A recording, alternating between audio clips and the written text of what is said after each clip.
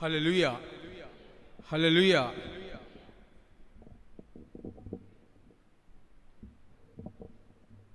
మరి ఆయన సన్నిధికి వచ్చిన మీ అందరికీ పులియని రొట్టెల పండుగ 3వ దినపు షలోం, అలాగే సబ్బాత్ షలోం, అలాగే పునరుద్ధాన దినపు షలోం. హల్లెలూయా, హల్లెలూయా. మరి యోహాను సువార్త 6వ అధ్యాయము 51వ వచనము నేను చదువుతా. పరలోకం నుండి దిగి వచ్చిన ఆ జీవాహారము నేనే. ఎవడైనను ఈ ఆహారము భుజించితే వాడు ఎల్లప్పుడూ జీవించును. మరియు నేనిచ్చు ఆహారము లోకమునకు జీవము కొరకైన నా శరీరమే అని మీతో నిశ్చయముగా చెప్పుచున్నానను. హల్లెలూయా. మరి బ్రదర్ సంఘ పెద్దలు సిల్వేర్సన్ బ్రదర్ ప్రార్థనతో మనం వాక్య భాగంలోకి వెళ్దాం.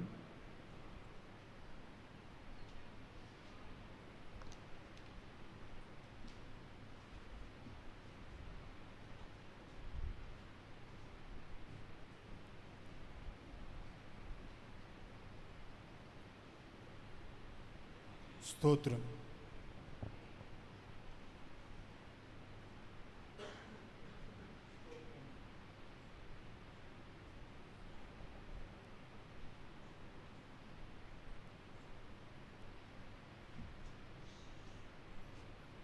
హల్లెలూయా. స్తోత్రం, స్తోత్రం, స్తోత్రం, స్తోత్రం. జీవం గల యావే ఎలోహిం స్తోత్రం. సర్వోన్నతుడా, సర్వాధికారి, సర్వంతర్యామి స్తోత్రం రాజా. నిన్న నేడు నిరంతరం ఏకరీతిగా ఉన్న తండ్రి మీకు స్తోత్రం రాజా. తండ్రి, ఈ మధ్యాహ్న కాల సమయమున మీ సన్నిధానంలో వచ్చినాం తండ్రి. మీ కృప సింహాసనం క్రిందికి వచ్చినాం తండ్రి. మీ పరిశుద్ధమైన పవిత్రమైన రక్తము క్రిందికి వచ్చినాం తండ్రి. గత సబ్బాతు నుండి ఈ సబ్బాతు వరకు తండ్రి మీ కృప కాపుదల మాపై ఉంచిన విధాన్ని బట్టి మీకు స్తోత్రం చెల్లించుకుంటున్నాం రాజా. ప్రత్యేకంగా తండ్రి అశోక్ వాక్యం చెప్పవచ్చున్నగా తండ్రి ఆయన నోట మీ మాట ఉంచుము రాజా. ఆయన నోటిని మీ బూరగా వాడుకునుము రాజా. కుమారుని మీరు అభిషేకించుము రాజా. మీ ఆత్మను కుమ్మరించుము రాజా. ఆత్మానుసారమైన వాక్యము వినగల చెవుని మాకు మీరు దయచేయము రాజా. ఈ కూటమి ప్రారంభం నుండి అంతవరకు మీరు అధ్యక్షత వహించండి రాజా. తండ్రి, కూడి వచ్చిన ప్రతి ఒక్కరిని మీరు దీవించి దర్శించి మీ కృప కాపుదల దయచేయము రాజా. ఈ చిన్న ప్రార్థన త్వరలో రానున్న యాషో మెస్సియా అతి పరిశుద్ధమైన ఘనమైన రక్షణ గల నామంలో బ్రతిమాలుకుంటూ వేడుకొనుచున్నాను తండ్రి, ఆమేన్.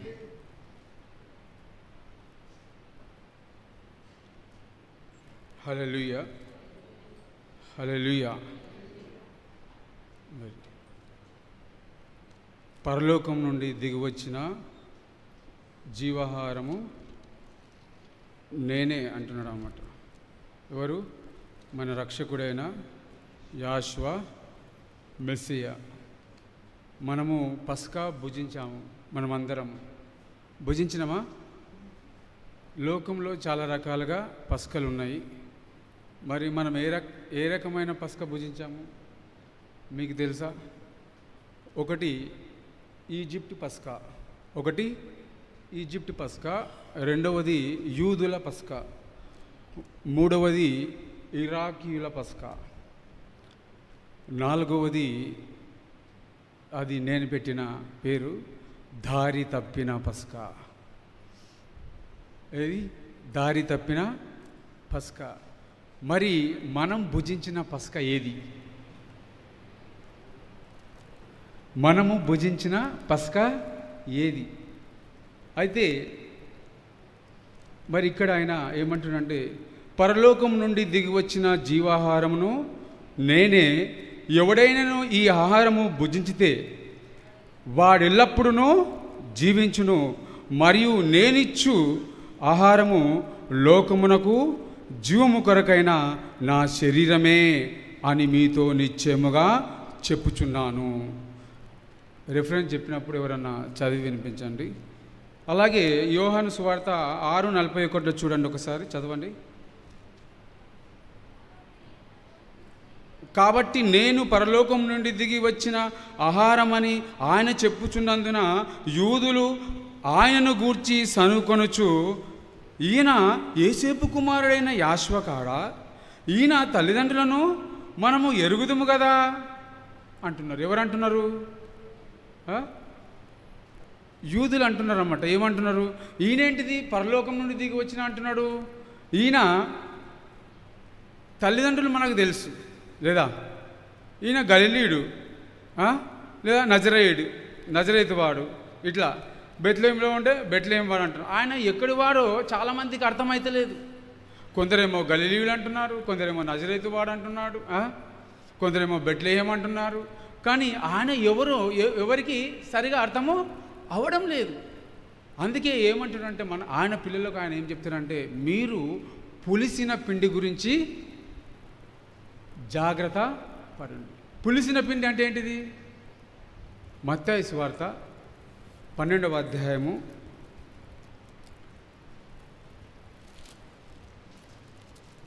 16వ అధ్యాయము 12వ వచనం.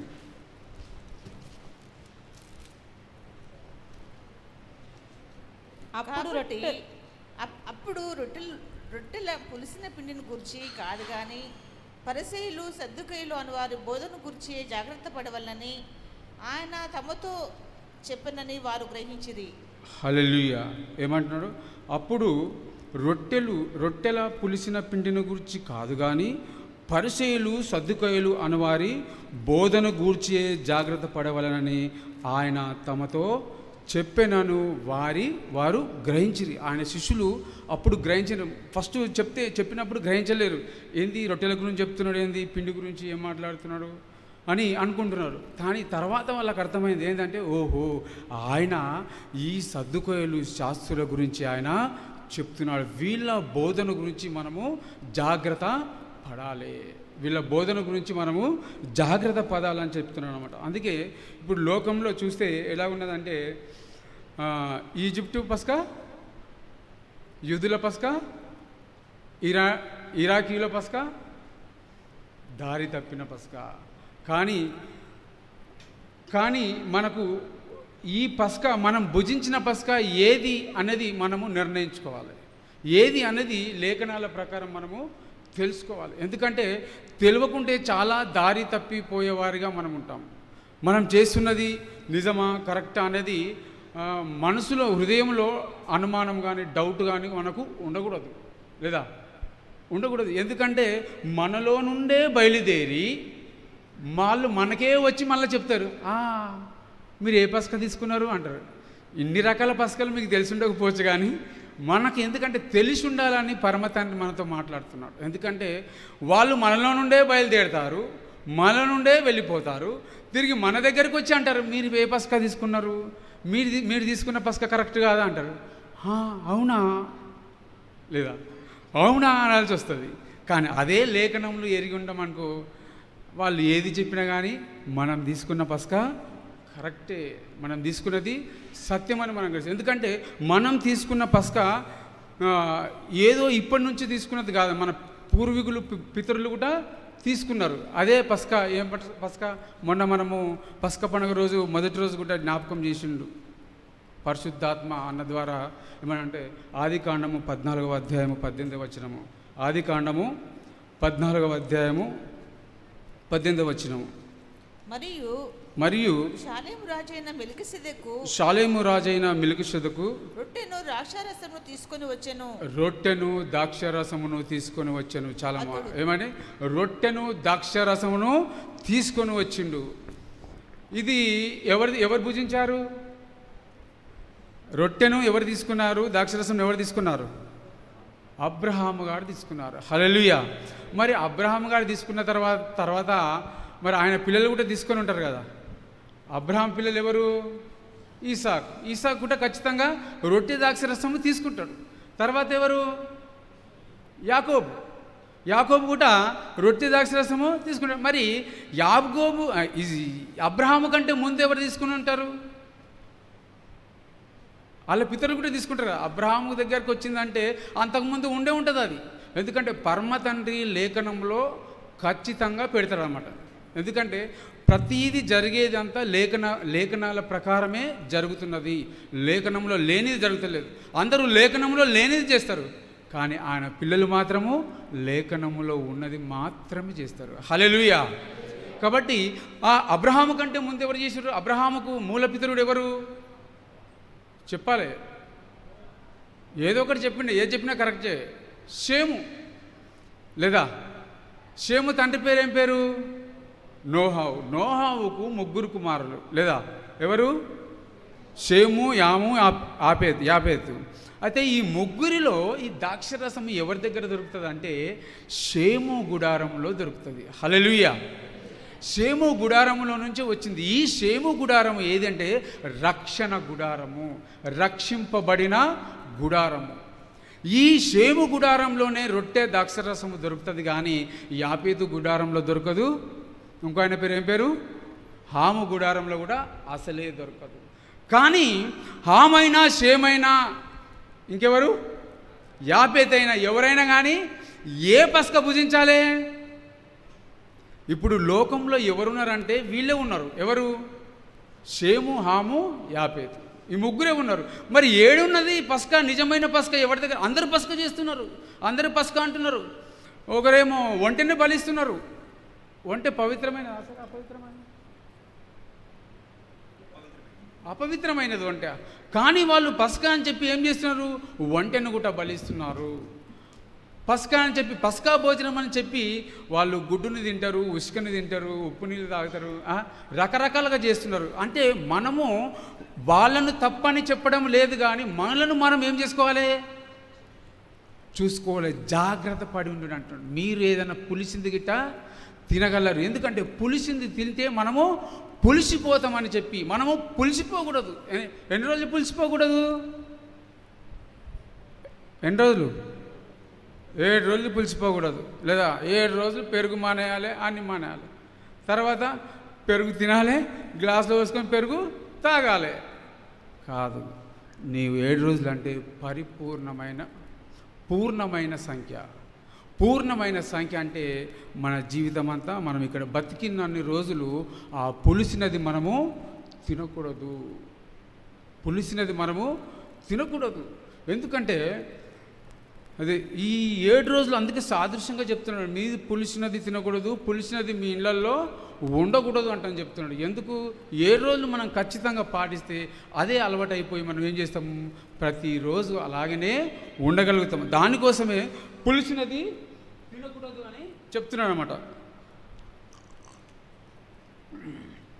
హల్లెలూయా. నీళ్లు తాగితే ఇట్లా తాగాలి, అంటే మన ఇంట్లో మీదికించి తాగొద్దు. మీదికించి తాగితే మన గుండెకు ప్రమాదం. నోరు పెట్టి తాగితే చాలా మంచిది. అందుకే పరమతండ్రి ఏం చేసిండు అంటే 2 పెదవులు మంచిగా ఇచ్చిండు, ఇట్లా జుర్రుకొని తాగాలంట. కానీ మనం ఏం చేస్తామంటే 7 లేపే తాగుతాం ఇట్లా గడ. కానీ అది ఆరోగ్యానికి మంచిది కాదు. బయట ఎప్పుడైనా వేరే దగ్గరికి వెళ్ళినప్పుడు తాగితే పర్వాలేదు, కానీ ఎప్పటికీ అలవాటు మంచిది కాదు. హల్లెలూయా. అయితే మరి ఎందుకు ఇలాగ జరుగుతున్నదంటే చూడండి, మొదటి రాజుల గ్రంథము 12వ అధ్యాయము 27వ వచనము.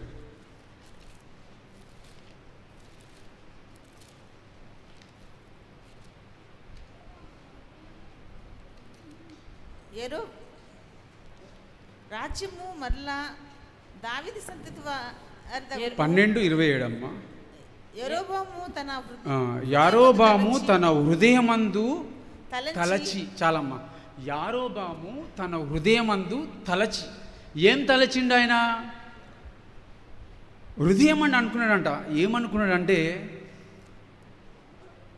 నా రాజ్యం మళ్ళా పోతుంది, నా అధికారం మళ్ళా పోతుంది, నేను రాజును కదా, ఈ రాజత్వం నాకు ఇచ్చిన ఈ ఉద్యోగము కోల్పోతాను, అమ్మో అనుకొని ఏం చేసిండు?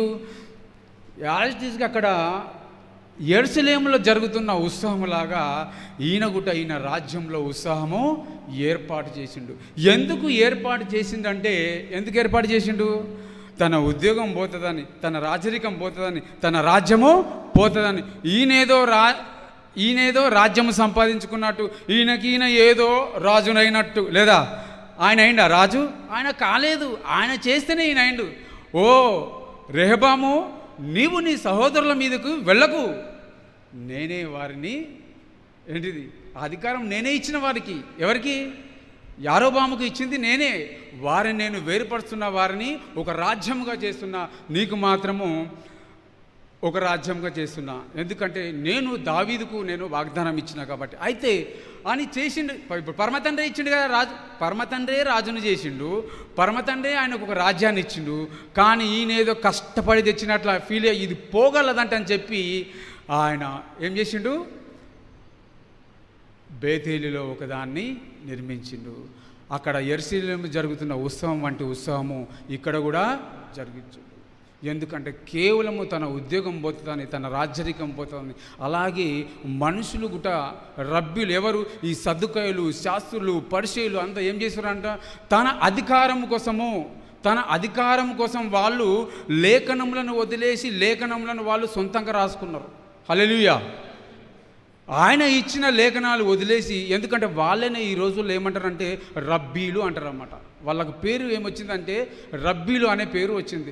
ఈ రబ్బీలు వచ్చి వాళ్ళు అనేక, ఇప్పుడు మన జైపాల్ బ్రదర్, మన సతీష్ బ్రదర్, శ్యామ్ కిషోర్ బ్రదర్, వాళ్ళు కొన్ని పుస్తకాలు రాస్తారు. వాళ్ళు లేదా రాస్తారా? రాస్తారు. వాళ్ళు కూడా సొంతంగా రాస్తారన్నమాట. వాళ్ళకి అర్థమైన జ్ఞానం. పీడి సుందర్రావు రాసిన బుక్. అట్లా వీళ్ళు ఎలాగ రాసినారో మన రబ్బీలు అయినా కూడా వాళ్ళు కూడా అట్లా రాసుకున్నారన్నమాట. ఆ రాసుకున్న దాంట్లో వాళ్ళకి ఇష్టం వచ్చింది, వాళ్ళకి అర్థమైంది రాసుకున్నారు. కానీ వాళ్ళు రాసుకున్నది లేఖనాల ప్రకారం ఉండాలి, ఉంటే అది కరెక్ట్. కానీ వీళ్ళు ఏం చేశారంటే వాళ్ళు రాసిరు కాబట్టి వాళ్ళనే ఫాలో అవ్వాలి. ఎవరిని? రబ్బీలను ఫాలో అవ్వాలి. కాబట్టి వాళ్ళు చేస్తున్నది వీళ్ళు చేసుకుంటూ ఏమంటున్నారు? నిజమైన పస్కను మనము ఆచరించాల్సిన పస్కను ఆచరించకుండా ఈజిప్ట్ పస్కని, యూదుల పస్కని, రకరకాల పస్కలు ఆచరిస్తున్నారు. మరి మనం ఏ పస్క ఆచరించినాము? మనము ఈ లోక సంబంధమైన పస్క కాదు. ఏ పస్క? పరలోక సంబంధమైన పస్క. అందుకే ఏమంటారు? నేను పరలోకము నుండి దిగి వచ్చినాను అంటే హెవెన్లీ లాంబ్, అంటే పరలోకపు గొర్రెపిల్ల. ఆయన ఎలోహిము గొర్రెపిల్ల. ఎక్కడి నుంచి వచ్చింది ఆ గొర్రెపిల్ల? పరలోకము నుండి వచ్చింది. అందుకే ఈసాకును బలి అనేక పోయినప్పుడు ఈసాకు అప్పటిదాకా అక్కడ చుట్టుపక్కల ఎక్కడ గొర్రె లేదు, ఏం లేదు. ఆయన అన్ని ఏర్పాటు చేసిండు బలిద్దామని. సడన్గా ఏమైంది? ఆయనకు చెప్పేసరికి అక్కడ చూడు ఆ పొదిలో ఉన్నది గొర్రెపిల్ల అన్నాడు. ఎక్కడి నుంచి వచ్చింది తెలియదు. అబ్రహాం గారు కూడా తెలియదు. లేదా ఎందుకంటే అక్కడ లేదనుకున్నాడు. కానీ పరమ తండ్రి ఎప్పుడైతే చెప్పిండో ఇదిగో అక్కడ గొర్రె ఉంది, దాన్ని బలి. కానీ ఈ గొర్రెపిల్లతో పాటు పోయినట్టు ఎక్కడ లేదు. ఇస్మాయిల్కు తెలియదు, ఎలియాజరుకు తెలియదు, ఎవరికి తెలియదు. ఆ గొర్రెపిల్ల పరలోకం నుండి దిగి వచ్చిన గొర్రెపిల్ల మనకు సాదృశ్యంలో, ధర్మశాస్త్రంలో మనకు చూపిస్తున్నాడు. లేఖనం వచనం చూపించే అవసరం లేదు మనకు కదా, మనం విన్నదే కదా అది. అందుకే ఈయన చెప్తున్నాడు ఏమంటాడు? నేను పరలోకము నుండి దిగి వచ్చినాను అంటాడు. ఎవ్వరు నమ్మతలేరు. ఈయన పరలోకం నుండి దిగి వచ్చడం ఏంటిది? లేదా ఈయన పరలోకం నుండి దిగి వచ్చడం ఏంటిది? ఈయన మన మధ్య పెరిగిండు, మనతో పాటు ఉన్నాడు. ఈ రోజుల్లో చాలామంది అదే అనుకుంటాడు. ఆయన మనలాంటి మనిషి ఆయన అనుకుంటున్నారు. కానీ ఆయన మనిషి అంటే మనిషే, కానీ ఆయన భూ సంబంధమైన ఆయన కాడు. ఆయన పరలోక సంబంధి.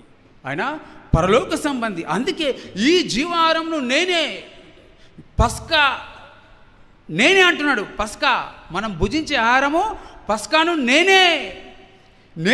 దీన్ని ఎవరు భుజించాలి? ఎవరి కోసం వచ్చినా? లోకములో ఉన్న వాళ్ళందరూ అదే పస్కా భుజించాలి. హల్లెలూయా. ఆము సంతానమైన, యాపేతు సంతానమైన ఎవరైనా కానీ ఎవరు ఈ పస్కానే భుజించాలి. ఏ పస్కాను? పరలోకము నుండి దిగి వచ్చిన పస్కాను మాత్రమే భుజించాలి. అందుకే అందరు లోకానికి అంటున్నాడా? ఏమంటున్నాడు చూడండి, మళ్ళొకసారి చదవండి. 51:6-51.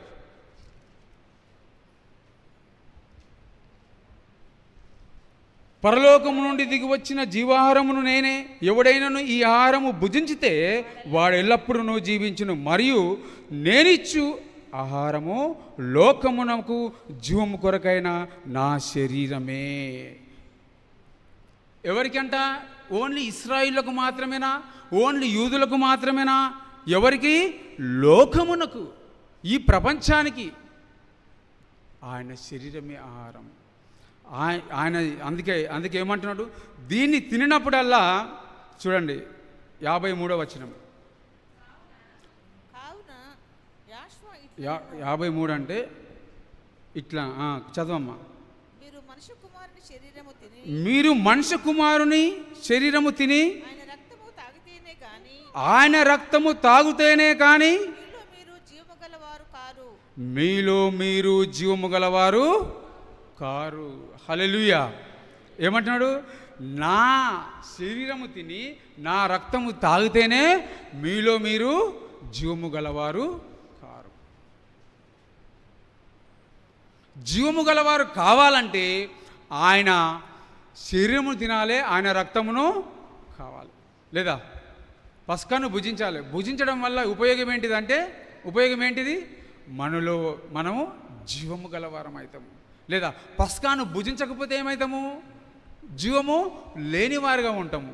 అంటే అన్ని జీవులు ఉన్నాయి భూమి మీద, పక్షులు, జంతువులు, పశువులు అన్నీ ఉన్నాయి.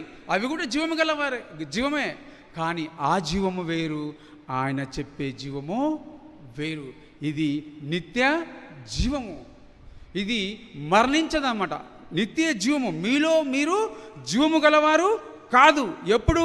ఆయన శరీరమును తిని ఆయన రక్తమును తాగినప్పుడు. ఎవరు? అందరం తాగాలి, లోకంలో ఉన్నోళ్ళు. అందుకే ఏమన్నాడు? నా గురించి ప్రకటించాలి. అందుకే 11:25 ఏమంటాడంటే, నేనే పునరుద్ధానమును, నేనే జీవమును. చదవం ఒకసారి 11:25. అందుకు యాషోవా, పునరుద్ధానమును జీవమును నేనే, నా యందు విశ్వాసం ఉంచువాడు చనిపోయినను తిరిగి బ్రతుకును. పునరుద్ధానమును జీవమును ఆయననే. ఎప్పుడు? ఆయన యందు విశ్వాసం ఉంచినప్పుడు. ఆయననే మన జీవాహారము, ఆయననే మన పస్కా పశువు, ఆయనే మన పస్కా భోజనము. ఇంకా వేరే భోజనము కాదు. ఆయన శరీరమే మనకు ముఖ్యము. నువ్వు అందుకేమంటాడు? భోజనమైన పీమట అంటాడు. లేదా నువ్వు ఏమన్నా తిను, ఏదన్నా చేసుకో, కానీ ముఖ్యమైనది ఏంటిది? ఆయన, ఇదిగో ఇది నా శరీరము, ఇదిగో ఇది నా రక్తము. ఇది ప్రాముఖ్యమైనది, ఇది ముఖ్యము. ఇది లేకుంటే మనకు జీవము లేదు. 55 చదవమ్మా. 56, 55. నా శరీరము నిజమైన ఆహారము, నా రక్తము నిజమైన పానమై ఉన్నది. నా శరీరము నిజమైన ఆహారము, నా శరీరము నిజమైన ఆహారము, నా రక్తము నిజమైన పానమునై ఉన్నది. నిజమైన ఆహారం ఏదంటే ఆయన శరీరమే. నిజమైన పానం ఏదంటే ఆయన రక్తమే. మనం లోకంలో చాలా భుజిస్తాం కదా, చాలా ఆహారాలు భుజిస్తాం, కానీ అన్నీ జీవము లేనివి. రొట్టెలో మాత్రమే జీవం ఉన్నది. అది ఏ రొట్టె అంటే యాషోవా మెస్సయ్య అనే పులియని రొట్టె, అందులోనే జీవం ఉన్నది. ఇంకా వేరే దాంట్లో అన్ని డూప్లికేట్ ఆహారాలు. అందుకే లోకంలో కూడా ఒక సామెత ఉంది, రొట్టె తింటే ఆరోగ్యము, అన్నం తింటే రోగము. 3 పూటలు అన్నం తినవద్దు, ఏమవుతుంది? ఆరోగ్యము పాడైపోతుంది. అందుకే ఇశ్రాయేలు దేశంలో ఆ ఊరికే బెత్లెహేం అని పేరుంది. అదే రొట్టెల గృహము. రొట్టె ఫిజికల్గా అయినా కానీ లేదా స్పిరిచువల్గా అయినా కానీ ఆరోగ్యానికి మంచిది. రొట్టె తినడము ఆరోగ్యానికి మంచిది. అంటే నిజమైనది ఏదంటే గోధుమ పిండి, ఆ పిండి కాదు. నిజమైన ఆహారం, మనను నిత్య జీవంగా ఉంచేది ఆహారం ఏంటిదంటే ఆయన శరీరము. ఆయన శరీరం ఏది? పులిసినది కాదు, అది పులియనిది అయి ఉన్నదన్నమాట. అయితే ఏమంటున్నాడు కింద చూడండి, 57, 56 చదవండి. నా శరీరము తిని నా రక్తము త్రాగువాడు నాయందును వానియందును వాని అందును నిలిచియుందును, నాయందును నేను వాని అందును నిలిచియుండును. ఎవరు? ఆయన శరీరమును తిని ఆయన రక్తం తాగితే ఎన్ని ఉపయోగాలు చూడండి, లాభాలు మనకి. ఎందుకు? ఆయన మనలో ఉంటాడు, ఆయన మనలో ఉంటాడు, ఆయన మనలో నివసిస్తాడు. ఇంకోటి చూడమ్మా 57 ఇప్పుడు. జీవము గల తండ్రి నన్ను పంపెను గనుక నేను తండ్రి మూలముగా జీవించుచున్నట్టే నన్ను తినువాడు నా మూలముగా జీవించును.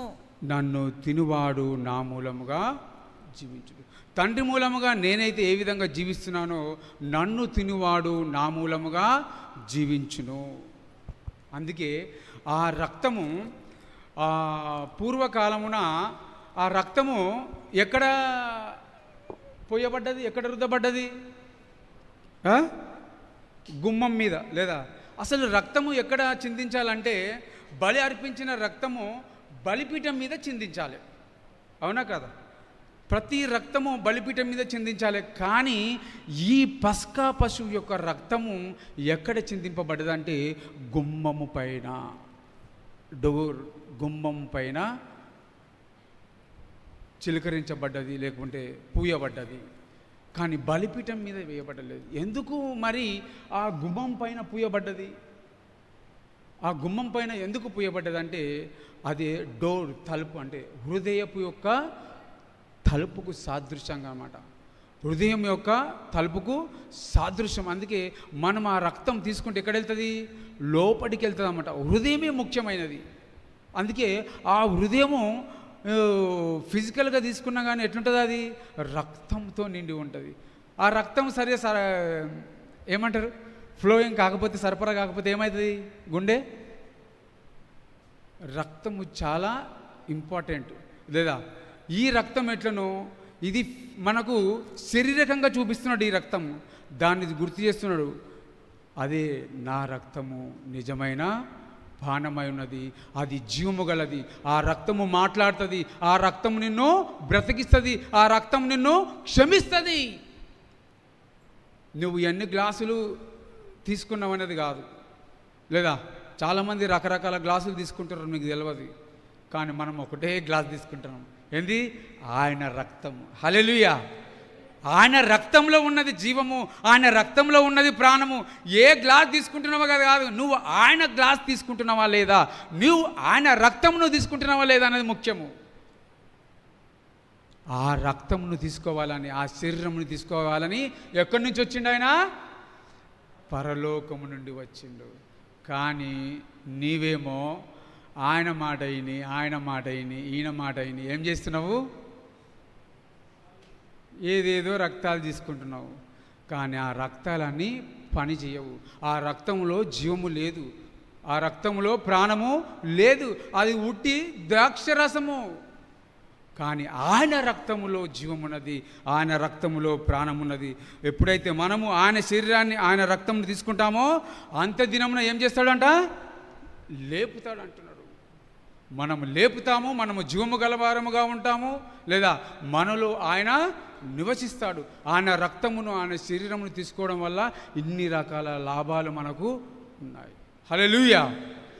మరి ఆయన శరీరమును, ఆయన రక్తమును తీసుకున్న తర్వాత మనం ఏం చేయాలి?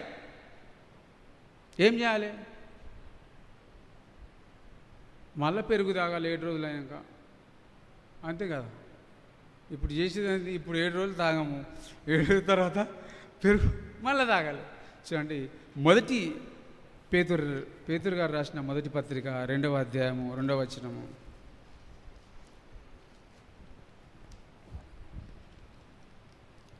ఎలోహిం భవిష్యత్తు జ్ఞానమును బట్టి ఆత్మ వలన పరిశుద్ధత పొందిన వారై. పేతురు రాసిన పత్రిక ఎలోహిం దయాళుడని 2వ వచనము. మీరు రుచి సమస్తమైన దుష్టత్వమును, సమస్తమైన కపటమును, వేషధారణను, అసూయను, సమస్త దూషణ మాటలను మాని కొత్తగా జన్మించిన శిశువులను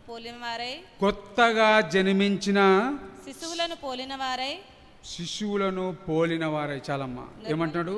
మనము ఆయన శరీరమును ఆయన రక్తమును తీసుకున్న తర్వాత ఎలాగుండాలంటే తిరిగి మళ్ళా ఏంటంట దుష్టత్వమును, సమస్తమైన దుష్టత్వమును, సమస్తమైన కపటమును, సమస్తమైన వేషధారణ, సమస్తమైన అసూయను, సమస్తమైన దూషణ మాటలు మానాలి. ఇవి మాన్తేనే ఏమవుతుంది? మనకు మేలవుతుంది, మనము ఆశీర్వదింపబడతాము, మనము దీవించబడతాము. మానలేమనుకో ఏమవుతుంది? అందుకే అంటారు, మీరు అయోగ్యముగా నా శరీరాన్ని నా రక్తాన్ని తిని మీలో అనేకులు, చెప్పాలి మీకు తెలిసిందే చెప్తున్నా, అనేకులు మీరు రోగులై ఉన్నారు. నేను బాగున్నానే అనుకుంటాం మనం, కానీ రోగాలు రెండు రకాలు, ఆత్మ సంబంధమైన రోగము, శరీర సంబంధమైన రోగము. శరీర సంబంధమైన రోగం వల్ల మనకు ఏమి నష్టము లేదు, కానీ ఆత్మ సంబంధమైన రోగం వలన మనకు నష్టం జరుగుతున్నది. అందుకే దాని గురించి మాట్లాడు. మీరు అనేకులు రోగులై ఉన్నారు. ఎందుకు రోగులై ఉన్నారంటే మనం ఈ సమస్తమైన వాటిని మాంతలేము. ఆయన శరీరాన్ని తీసుకుంటున్నాము, ఆయన రక్తాన్ని తాగుతున్నాము, కానీ మనలో మాత్రము ఈ సమస్తమైన దుష్టత్వము మనలో ఉంటున్నది, కపటము ఉంటున్నది, వేషధారణ ఉంటున్నది. కానీ సమాజంలో మాత్రము చాలా భక్తి ప్రదర్శిస్తాం. మనం షలోం బ్రదర్ అంటాం, లేదా షలోం అక్క అంటాం, లేదా భక్తి. ఈ ప్రదర్శన ఈ 7 రోజులు మాత్రమే కాదు. ఈ 7 రోజులు మాత్రమే భక్తి ఉండాలి. లేదు మనం 7 రోజుల్లో చూపించుకొని మళ్ళా వెళ్ళామనుకో ఏమవుతుంది? అది వేషధారణ అవుతుంది. నువ్వు మందిరంలో ఒకలాగా ఉంటావు, మందిరం బయట ఒకలాగా ఉంటావు. సహోదరులు కనిపించినప్పుడు ఒకలాగా ఉంటావు, సహోదరులు లేనప్పుడు మరొకలాగా ఉంటావు. సంఘస్థులు ఉన్నప్పుడు ఒకలాగా ఉంటావు, సంఘస్థులు లేనప్పుడు మరొకలాగా ఉంటావు. ఇంట్లో పిల్లల ముంగడు ఒకటలాగా ఉంటావు, పిల్లలు లేనప్పుడు ఒకలాగా ఉంటావు. భార్య ఉండవు ఒకలాగా, భార్య లేనప్పుడు ఒకలాగా, భర్త ఉన్నప్పుడు ఒకలాగా, భర్త లేనప్పుడు ఒకలాగా. ఈ సమస్తమైన వేషధారణ నుంచి మనము బయటికి రావాలి, దాన్ని మానేయాలి, దాన్ని తీసేయాలి. ఇది ఎవరు తీసేయాలి? ఆయన పిల్లలు, పస్కాను భుజించిన వారు. ఏ పస్కాను భుజించిన వారు? ఈజిప్ట్ పస్కానా? యూదుల పస్కానా? పరలోకపు పస్కా. మనం భుజించింది ఏ పస్కా? పరలోకపు పస్కా. ఈ లోక సంబంధమైన పస్కా కాదు. ఈ లోక సంబంధులు ఈ లోక సంబంధమైన పస్కను ఆచరిస్తారు, కానీ మన ఎలోహిము పరలోక సంబంధి. ఆ పరలోక పస్కను మనం భుజిస్తున్నాము. కాబట్టి మనముట ఎవరము? పరలోక సంబంధులము. కాబట్టి ఈ లోకములో వాళ్ళు జీవిస్తున్నట్లు, వాళ్ళలో ఉన్న కపటము, వాళ్ళలో ఉన్న ద్వేషము, వాళ్ళలో ఉన్న దుష్టత్వము, వాళ్ళలో ఉన్న వేషధారణ మనలో ఉండకూడదు. మనము తీసివేయాలి, లేకపోతే భయంకరమైన రోగం వస్తుంది.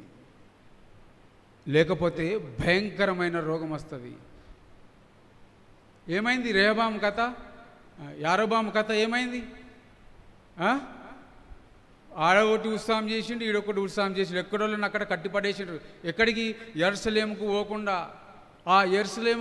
ఆ పరమ యెరూషలేముకు పోకుండా ఏం చేసిండు? కట్టిపడేసి ఈ లోకంగానే బంధించిండు. ఎక్కడి ప్రజలను అక్కడనే బంధించిండు. అక్కడ ఉత్సాహం, అక్కడ జరుగుతున్న ఉత్సాహమే అక్కడ కూడా ఏర్పాటు చేసిండు. ఆయన ఆలోచన కోసం, ఆయన ఉద్యోగం కోసము, ఆయన ఈ లోకంలో రాజుగా బతకడానికి కోసము. ఈ లోకంలో నువ్వు రాజుగా బతికినా, బంటొత్తుగా బతికినా కానీ ఎట్లా బతకాలి? మనము పరలోక పస్కను భుజించిన వారిగా మనం బతకాలి. ఈ లోక సంబంధమైన పస్కను భుజించిన వారిగా మనము బతకకూడదు. ఎందుకంటే మనలో ఎప్పుడైతే పులిసింది ఉంటుందో ఎట్లా తయారైతుందంటే తెలుసా? మన కడుపులోకి వెళ్ళి అది తయారైతుంది. పులిసిపోయిన తర్వాత బుస్స అంటారు చూడు. ఏంటిది అది? ఏంటిది? మీరు చెప్తుంది కరెక్టే. ఏంటిది? చూడండి, 20వ అధ్యాయము, యోబు గ్రంథము 20వ అధ్యాయము 14వ వచనము. అది పులిసిపోయి ఎట్లయితుందంటే,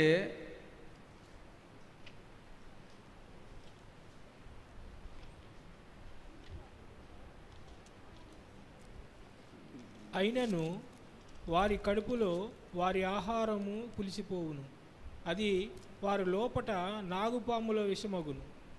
హల్లెలూయా. ఏమవుతుందంట? చెప్పాలి. అది పులిసిపోయి నాగుపాముల విషయం ఎట్లుంటుందో ఆ విధంగా విషయం, ఆ విషయం ఏమవుతుంది? బయటికి వచ్చిందనుకో అందరికీ మరణమే.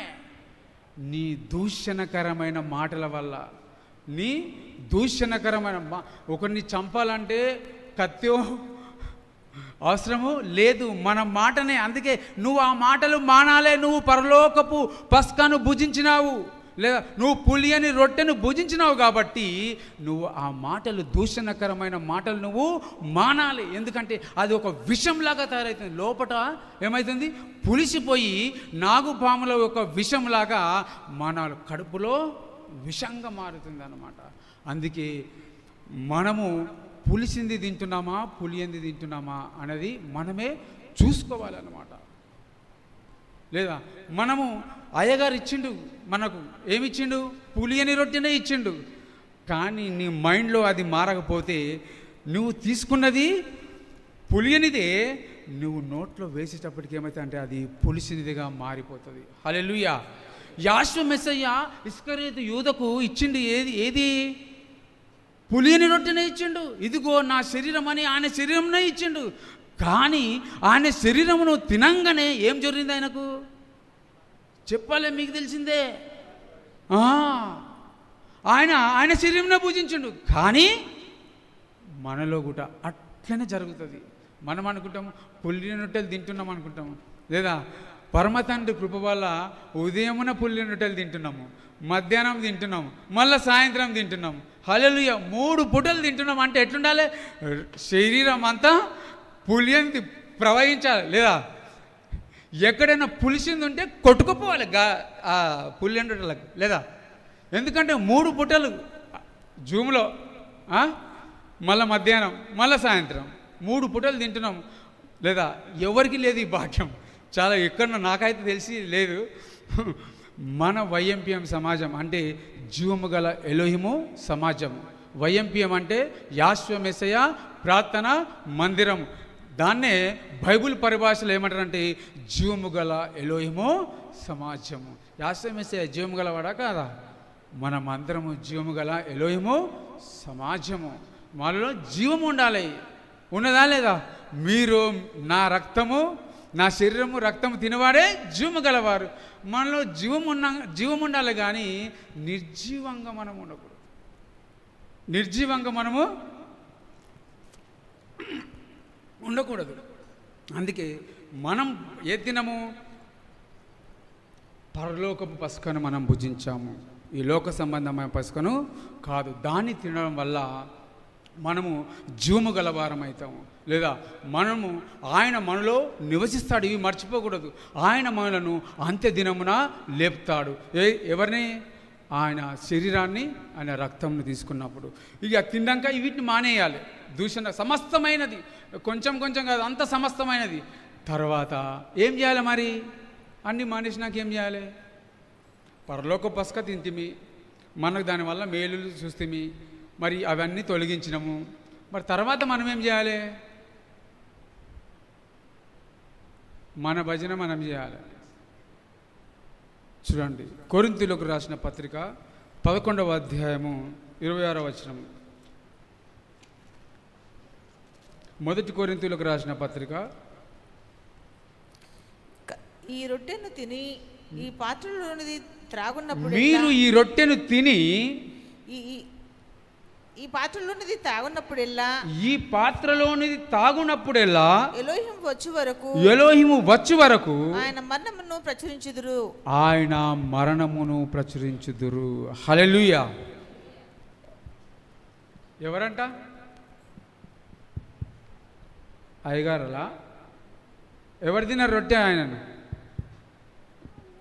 మనమందరం తిన్నాం రొట్టె. తిన్నామా లేదా? అందుకేమంటాడు? మీరు అంటున్నాడు, మీరు ఈ రొట్టెను తిని ఈ పాత్రలోనిది తాగునప్పుడెల్లా యాశ్వ మెస్సయ్య వచ్చు వరకు ఆయన మరణమును ప్రచురించుదురు. ఆయన మరణమును గురించి, పునరుద్ధానము గురించి ప్రచురము చేసేవారిగా మనం ఉండాలి. హల్లెలూయా. ఎవరు ప్రచురము చేయాలి, ఎవరు ప్రకటించాలి ఆయన గురించి? సమస్తమైన దుష్టత్వమును మానాలి, సమస్తమైన కపటమును మానాలి, సమస్తమైన వేషధారణను మానాలి. ఇవన్నీ మాని ఆయన గురించి ప్రకటన చేయాలి. హల్లెలూయా. లోకంలో ఇలాంటి వాళ్ళు కనిపిస్తలేరు, లేదా సమస్తమైన కపట వేషధారణ అన్నీ కలిగి ఆయనను ప్రకటిస్తున్నారు. ఇలా ప్రకటిస్తే వాళ్ళకు ఉపయోగం లేదు, ఆయన పని మాత్రం జరిగిపోతున్నది. కానీ ఎవరైతే ప్రకటిస్తున్నారో వాళ్లకు ఎటువంటి ఉపయోగమో లేదు. ఆయన ఏమంటున్నాడు? వాటి అన్నిటిని మానాలంటున్నాడు. ఫస్ట్ మొదటిగా నీవు వాటన్నిటిని మాని నీవు నా గురించి, నేను వచ్చే వరకు నా మరణ పునరుద్ధాన దినము గురించి నీవు ప్రకటించాలి, ప్రచురించాలి. నువ్వు ఆ విధంగా ఉండాలి. ఎవరు? పరలోకపు పస్కను భుజించిన వారందరూ, పరలోకపు పస్కను భుజించిన వారందరూ. నీ ఆఫీస్లో నువ్వు వేషధారణ కలిగితే నువ్వు ఎలాగ ఆయన ప్రకటించగలుగుతావు? నీ ఇంట్లో నీ అత్తమామల దగ్గర వేషధారణ జీవితం కలిగితే నువ్వు ఎలాగ ప్రకటించగలుగుతావు ఆయనను? వేషధారణ జీవితమును నువ్వు మానేయాలి. వేషధారణ సంబంధమైన జీవితమును నీలో నుండి తొలివేయాలి. అప్పుడే నీవు ఆయన గురించి ప్రకటించగలుగుతావు. ప్రకటించాలా లేదా? తిని పండుకోవాలనా? 7 దినాలు తిని ఇక మళ్ళా సంవత్సరం వచ్చిందాకా మనం జీవం గలవారం కానీ, లేదా అంత్య దినంలో లేపబడతాము. లేపబడము. ఖచ్చితంగా చెప్తుందా లేదా? మనం భ్రమలో జీవించకూడదు. ఎందుకంటే మనము బొమ్మలను ఆశ్రయించలేదు, మనం విగ్రహాలను ఆశ్రయించలేదు. మనము జీవము గల ఎలోహిముని, ఈ సృష్టికర్తను, సర్వ సృష్టిని సృష్టించిన సృష్టికర్తను మనము వెంబడిస్తున్నాము. మనము ఆయన ఇచ్చిన పస్కను మనం భుజిస్తున్నాము. అందుకే ఆయన చెప్తున్నాడు, మీరు జాగ్రత్తగా చూసుకోండి, పులిసిన దాని గురించి మీరు జాగ్రత్తగా చూసుకోండి. చూడండి, లూకాసు వార్త 12వ అధ్యాయం 1వ వచనం చూడమ్మ ఒకసారి. ముగించుకుందాం, అయిపోతుంది సమయం.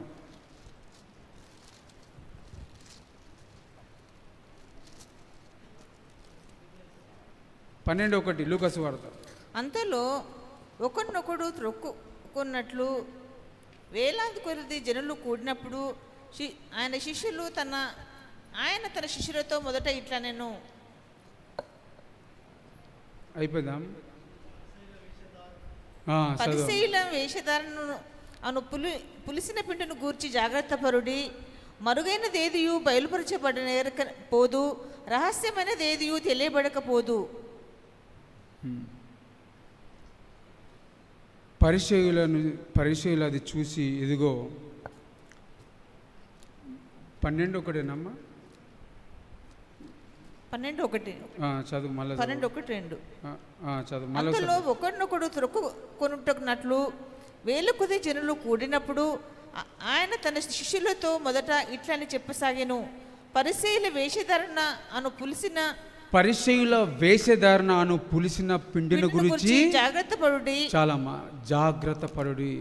వేషధారణ, పరిచయుల వేషధారణ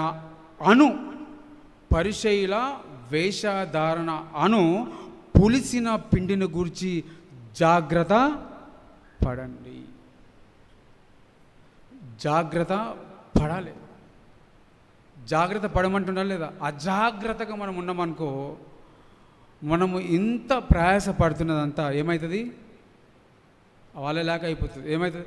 ఆ పరలోకపు పస్కను భుజించి కూడా ఈ భూలోక సంబంధమైన పస్కలాక లోక సంబంధాలు చేస్తున్నా, లేదా వాళ్ళు పస్క చేస్తారు, మనం కూడా పస్క చేయాలని ఒకరొకరు రకరకాలుగా పస్క చేస్తారు. లేదా ఆయనేమో సతీశను వెంబడిస్తాడు, ఆయనేమో వాసనను వెంబడిస్తారు, లేదా ఒకరిని వెంబడించి రకరకాల పస్కను చేస్తున్నారు. కానీ మనమందరము ఆయననే వెంబడించాలి. మనము ఒకటే పస్క. ఎవరు? లోకమంతా ఒకటే పస్క, అది పరలోకపు పస్క. పరలోకపు పస్కను మనం పూజించాలి. ఎందుకంటే అది రక్తంలో ప్రాణం ఉన్నది, అది ప్రాణం గలది. అది అందుకే మొదటగా ఆదామును చేసినప్పుడే రక్తాన్ని చూపిస్తున్నాడు అన్నమాట. ఆయన రక్తం ఆదాం గారు ఎట్లున్నాడు తెలుసా మీకు? తెల్లగా ఉన్నాడా, నల్లగా ఉన్నాడా, తెలుపు నలుపు కలిసి ఉన్నాడా? ఆయన ఎర్రగా ఉన్నాడు. ఎట్లున్నాడు? మనం కూడా ఎట్లుండాలి? ఎర్రగా ఉండాలి.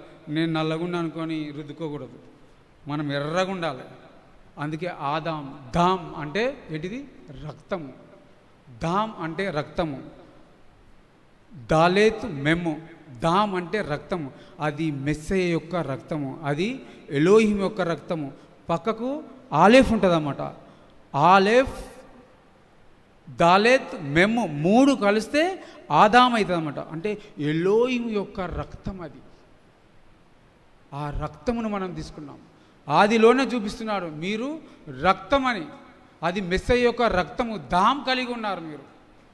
మనకు ఈ ద్రాక్షరసం ద్వారా గుర్తు చేస్తున్నారు, మీరు ఎలోమి యొక్క రక్తమును తాగుతున్నారు, దాన్ని కలిగి ఉన్నారు. కాబట్టి మీరు జీవము గలవారు. మీరు మాట్లాడాలి, ఏం మాట్లాడినా జీవము కలిగిన మాటలు మాట్లాడాలి. అందుకే ఇదంతా చెప్పిన తర్వాత ఏమంటారంటే శిష్యులందరూ వెళ్ళిపోతారు. ఏంది చెప్తున్నావు నువ్వు? ఈ శరీరం రక్తం ఎవరైనా తింటారా అని చెప్పి చాలామంది వెళ్ళిపోతారు.